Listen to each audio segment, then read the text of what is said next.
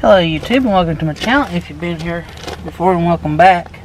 So we are going to get started installing the compressor. Now, a very popular mount for these is up under the hood or under the seats, but I got to thinking about it, I would prefer it to be back here in the back. That way it's just easier to get to when I'm airing the tires up and down. So after kind of looking and deciding, I think I've decided I want to mount it right here, about like this. So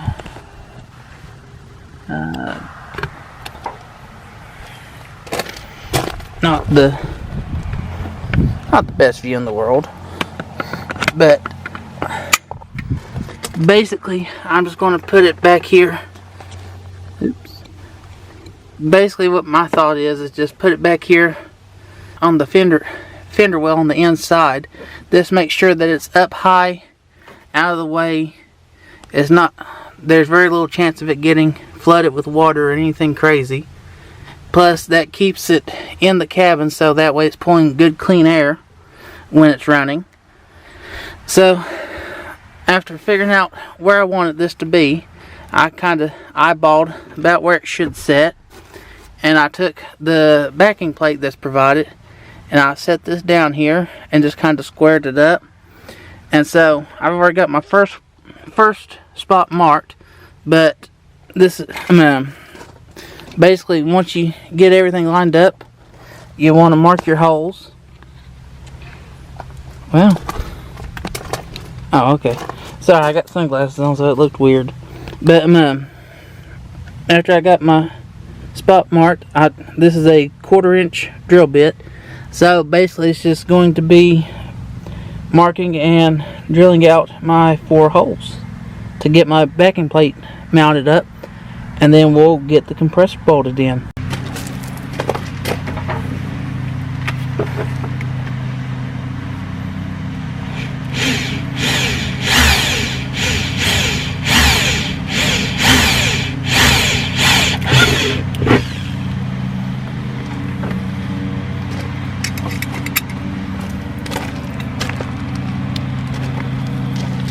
Okay, so now that we got our first hole through, I'm just going to slide a bolt down in there.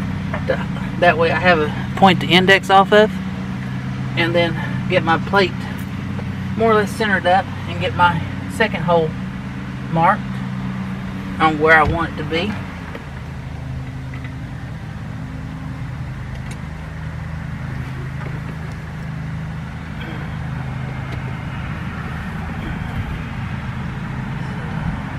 Out there like that.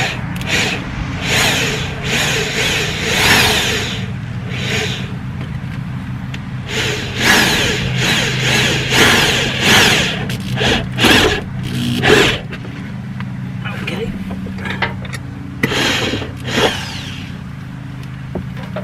So we'll do the same thing, and we'll just slip a bolt through there just to kind of keep it indexed. We'll move on to number 3.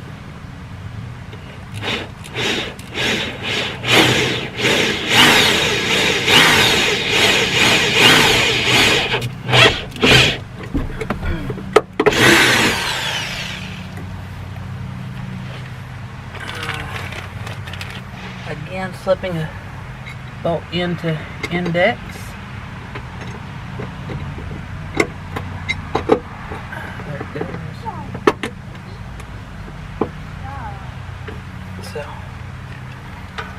And then our 4th and final bolt hole.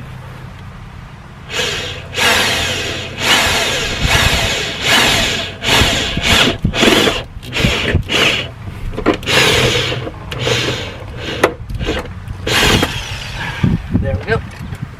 Now we have all 4 of our bolt holes drilled. And we need to move over and remove the inner fender liner.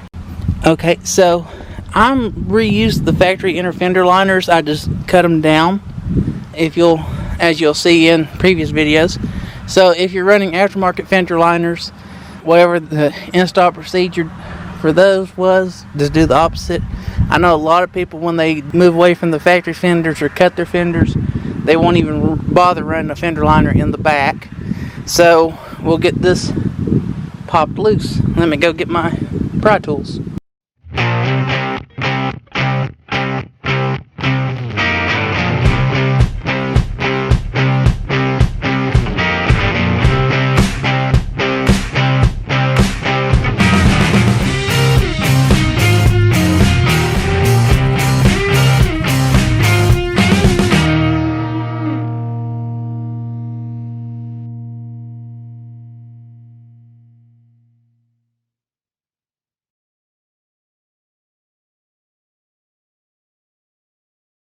Okay, as you can see, this is a little dirty up under here, and I'll probably go ahead and wash it out before I work on this.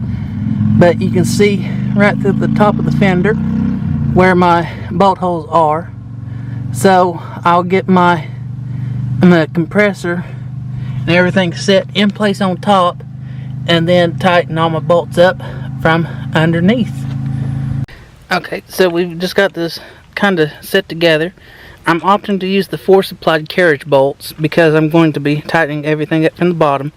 So your bolts will go through your foot, and your carriage bolt will lock in, and then through your base plate on bottom. So I've got all four of these kind of in place. Well, had all four of them in place. One of them slipped out. So with all of them through the bottom of the compressor and through the base plate, we will set our compressor in place. So I'm wanting this to orient like this. Yes. So now it's just lining up all of our bolt holes.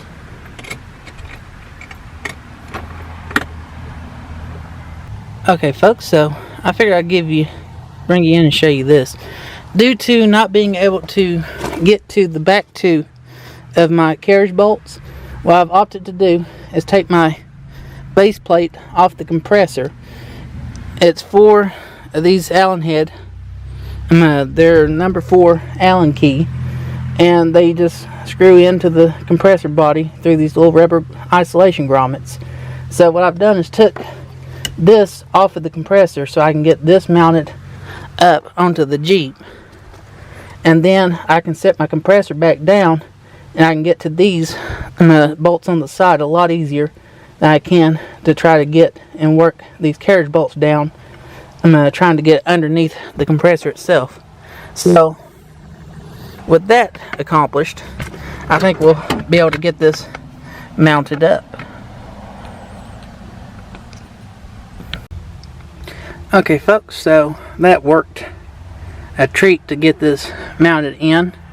Those side ones were a lot easier to get put back in than it was to try to fight with the back side working underneath there. So that's down and it's mounted solid. Those are back on. Just over here where this is kind of hard to get to spot, broke out the little ratchet driver, but that worked out well. We've got our inner fender liner put back in, so we are ready to move on to the next step, which is getting everything wired up.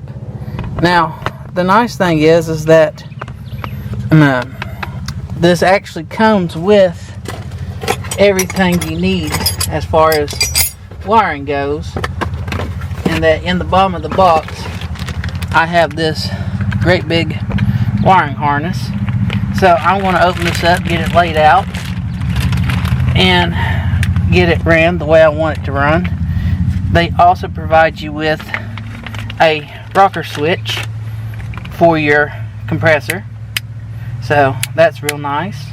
We'll get that mounted up. I'm thinking I'm going to go ahead and just mount that in my dash. I mean, this is going to be a permanent install, and I'm really thinking that I'll just measure and I'm going to take my Dremel and make my spot for it, leaving enough room for the other 2 switches for the air lockers in the future. So let's start getting all this laid out so we can get it attached. Okay, so it being the fall of the year, we're starting to lose daylight, but I've got the wiring harness pulled out and I think I've got it figured out as to how all this wires up. So you have your connection and your 2 for your pressure switch.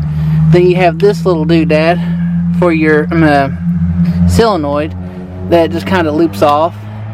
And then they've got everything wired in. This big fat cable with your fuse block goes to your battery, is your hot and negative, and the smaller bundle is your switch. So they've got everything run to here, and then it all used back and goes back together. So what I've ended up doing for the time being is bringing it up here, and then I'm going to run it under here just like this here. That way I can run it up and into this dash panel behind here. Now right here, which is where I pulled my power wires through from my pillar pod, is where I'm going to have to run my power wires through out to under the hood. But yeah, it's going to pick up on that. So I've got it. I made a little template. Just have a piece of cardboard, get my hole size correct. So I've got it lined out in marker here. So I'm going to take my Dremel and very carefully cut out a little less than what I think I'll need, test fit it, and then trim from there. So we're going to mount our rocker switch right here in the dash. I'm thinking that I should have enough room because I can't come too far inboard because there's like a hump type thing. So I think that should just miss it. But I should have enough room on out for a front and rear locker switch later on down the road. So we're going to get started on this and try to get things buttoned up before we lose the daylight.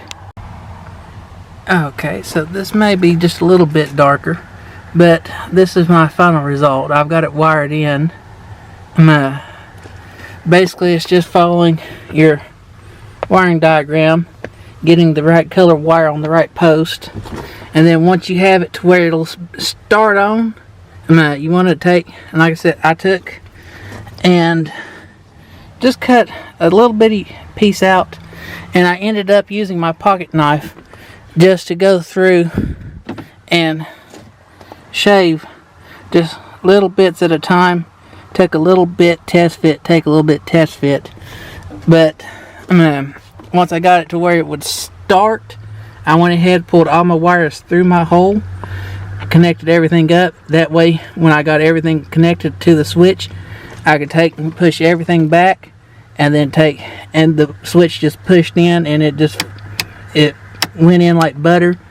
It's on there good and solid. I mean, it wiggles the whole panel, and that looks very, very clean. So now the only thing left to do is to finish the rest of the wiring. Now, one thing about it is that with where I'm mounting it in the back, this is quite literally the end of my power wire, so I'm going to have to make jumpers to go from here in the cab out to my battery. So I'm going to have to work that out. But other than that, I'm just about done with this, besides just tidying everything up and getting everything nice and neat and testing it. So we'll keep on working. And we're back again. I don't remember quite where I left off. And I apologize ahead of time. The lighting's probably going to be pretty bad. It's already gotten dark, it being late fall going into winter. But I went ahead, I ran my wires underneath my trim pieces here along the door sill. Don't ever do this, folks. This is a temporary measure until I can get the proper crimp connectors. But okay, folks, so I'm shooting this after the most of the install video that you've just been watching to show that I am indeed practicing what I'm preaching when it comes to 12-volt electrical wiring. This here was just a temporary measure, get it put together till I could get what I needed for the proper connections. I was a little short on the wiring under the hood, so I wasn't able to route it the way that I'd like to route it. But I've collected a few more supplies and I'm going back in. And as bad as I hate to redo work that I've already done, I'm going back in and fixing this and doing it properly. So I'm taking these wire nuts that I'd put on and taped up with your proper butt-in splice connections.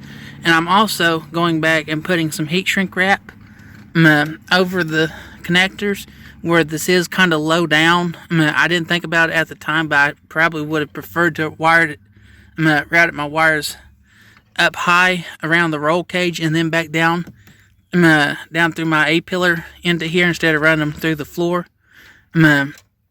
Solid wires are okay as far as, a solid wire is okay if you're running it low. There's not much of a chance of water ingress. But anytime you have a connection that's a weak spot where water can get in, so just to kind of show you, I've already got this one.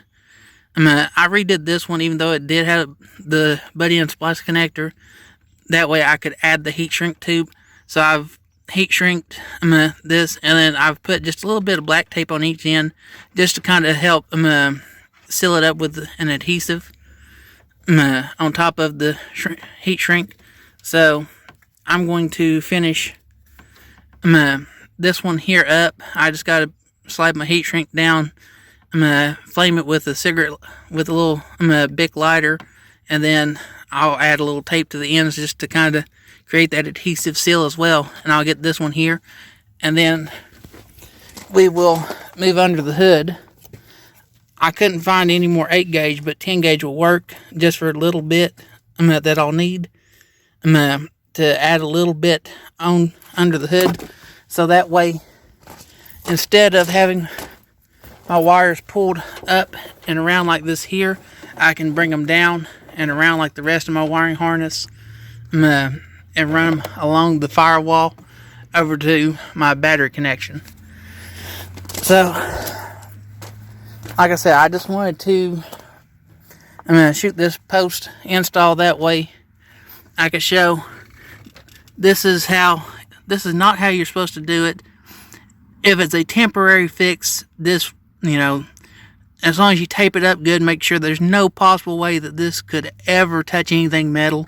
You can use these for temporary fixes, but it really, really should be a butt-in connector, or if nothing else, just peel the wires back and do a Western Union splice, and just wire them together and tape everything up. Like I said, I couldn't do the Western Union with this here because of the wires being so thick. A butt-in splice would be about the only thing you could feasibly use, but a thinner wire like this, Western Union, works fine as long as it's taped up good. So I will throw you back to the previous footage and talk to y'all later. Where the wiring harness for this compressor is a universal, the power and ground wire were way too short for where I have it mounted, so I ended up going to the auto parts store, and to match the wiring harness comes with this would be 10 gauge wire. I misjudged and went everywhere. I finally found 2 rolls of 8 gauge. I think they were only like 6 foot a piece, but I've got that spliced in to run on up and through my firewall here. And then after the firewall, I brought them out, and because I only had 6 extra foot, I tried to work it around to stretch it as far as I could get it to go, and I was able to get the positive terminal together, but the negative terminal, or the negative lead, wasn't quite long enough. So again, another temporary measure. Do not do this. Do as I say, not as I do. This will be replaced with a proper automotive crimp connection at the soonest possible opportunity. Okay folks, I figured I'd show you the final result. It's probably going to be a little hard to see with underneath the dash here, but that should be fairly water repellent with the heat shrink wrap, with the electrical tape on the ends to kind of adhesive seal the ends of it. And then coming out underneath here, under the hood, you can see I've got my power wires, or my power and ground wire, routed with the rest of them, zip tied up to the wiring harness along the firewall. So got everything kind of tucked up and cleaner looking. And then the 10 gauge wasn't quite long enough, so the 8 gauge that I bought, I spliced in 2 connections using the same method, butt-end connections, heat shrink wrap the ends of the heat shrink with electrical tape to try to make them as water repellent as possible. And then these are actually heat shrink connectors on the end. They're crimp-ons. And same thing here. That's a little bit better shot. Heat shrink tubing built onto it, and then a little bit of electrical tape just to try to seal that up as best as possible. So that's got everything fixed the way that I want it. That's got my wires ran the way that I'd like them to run. They're up out of the way. They're not stretched across anything where they could get hurt over time from rubbing. And that's got everything tidied up and zip tied out of the way. So yeah, pretty happy with this. So we'll see y'all later. But I took a piece of old speaker wire just to get the length I needed to make it to my negative terminal. So probably if you're going to mount it like I did in the back of a 2-door, I'd say you probably need 10 foot for each one. And you'll need 10 gauge is the gauge that your wiring harness is. 8 gauge is a little bit heavier duty. As long as you match with the 10, you don't necessarily need to go to 8, but I went with 8 since I was having to extend it so far. But probably, which my estimates were about 25 foot. Definitely 10 foot rolls would have been better, but I was able to make it work. So I've got my switch here. Now on your wiring harness, where it comes up with, I'm gonna find it here. On your wiring harness, where your negative, you have a small negative lead.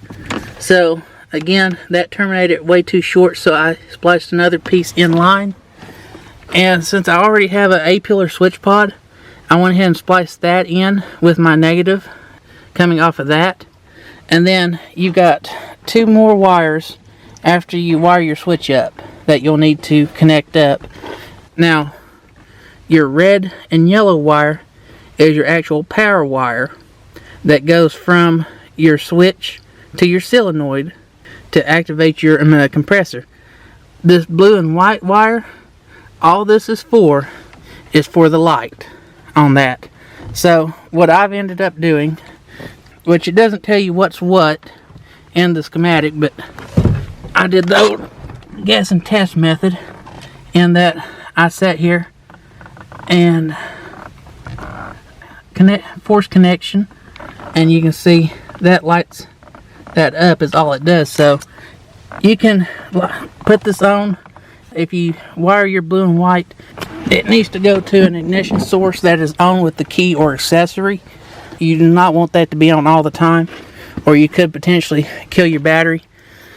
But this one here is your actual power wire, the red and yellow. So I've got that wired in. So now when I hit the button, the light comes on, and well, it's not. And then I guess where I'd already tested it is already up to pressure and holding. So find the end of our air hose here. So we will. You can hear it's got it has air pressure. So now that we've done that, when we turn it on, there it goes. We now have a working air compressor. So the only thing left for me to do is to take and go through with zip ties and get all of this mess cleaned up. I'm going to leave all, where I'm just running the compressor for now, I'm going to leave all this hidden behind the panel so that way it's there. All my wiring is already run. I just have to add the switch in and plug in my connections. Same way with the same way with your pigtails on the compressor back here. You've got your pigtails for your solenoids to activate your air lockers already on the wiring harness. So I'm just going to leave all this here chill out. That way it's all there, ready to go. All I have to do is add the solenoid, add the switch, and make my connections. So with it getting dark, it's starting to get cool again already. So I'm going to try to get this buttoned up before it gets too bad cold out. So like I said, I've got this panel put back in. I need to get all this tied up nice and pretty.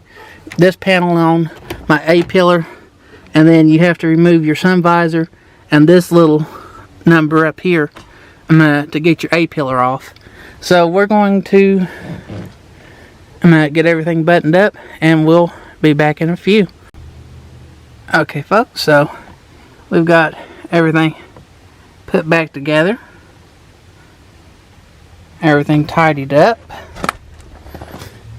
Just back here, I just took some electrical tape, trying to not get the shadow, and just taped my wires all together so that way they'll hopefully just kind of set in place. I'll find something better to do than just leave that lay in the back here. I was thinking about maybe making me something to tie it up to the bars up top so that way it's not taking up floor space. But I believe that'll do it for us tonight. Oh, we'll close everything up and call it a day, because hopefully the camera picked that up, but it's getting cold enough to see your breath already. So where I tapped into these for power, I decided just to do a quick check before I finish, or before I put everything up for the, or actually after I put everything up and put everything together. But I've still got my bar light. I've still got my spots. I've still got my reverse lights. But I don't have anything on the ground. So I might have pulled a wire loose.